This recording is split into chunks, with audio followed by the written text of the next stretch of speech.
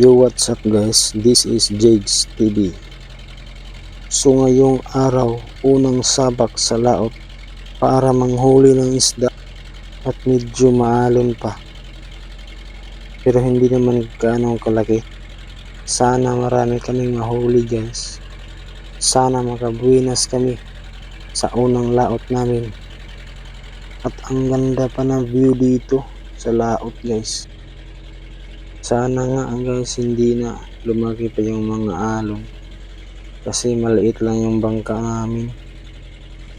Dahil kasi may paparating na low pressure. At medyo maaliwalas naman ang panahon ngayon guys.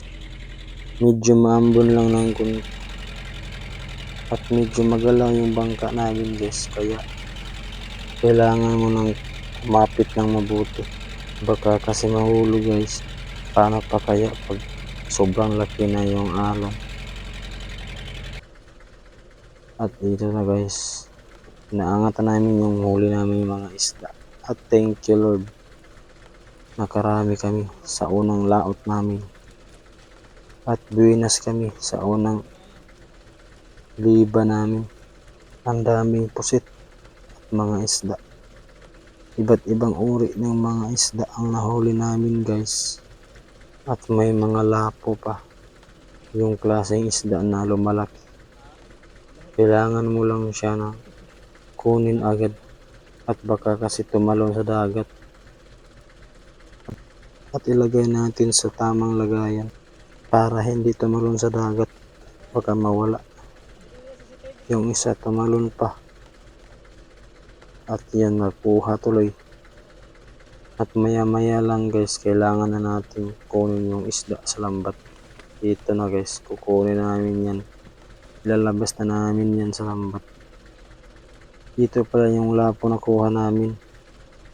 Dito na guys, hihilahin na namin yung lambat para lumabas yung mga isda. At ang dami. Iba't ibang uri ng isda. May maliit, may malaki.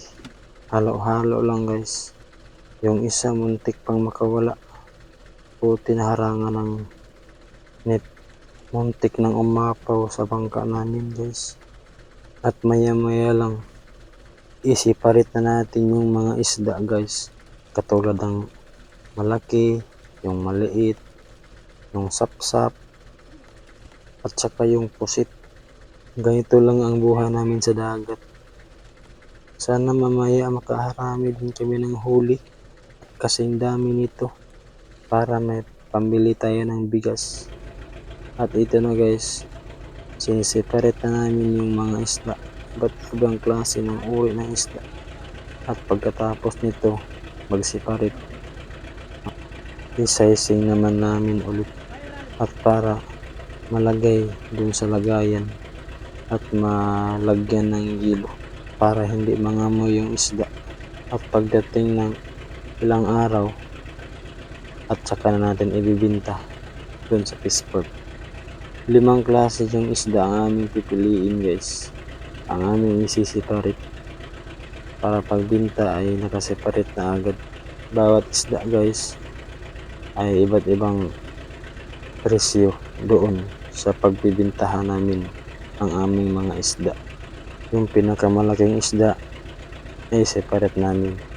At medium size naman at separately. At saka yung pinakahuli yung maliit. At ang mga pusit i-separate din namin yun. Pati na yung mga sapsap. Ganito lang ang trabaho namin dito araw-araw. Kalaban namin dito yung malaking alon. Kasi kailangan mo talagang kumapit ng mabuti.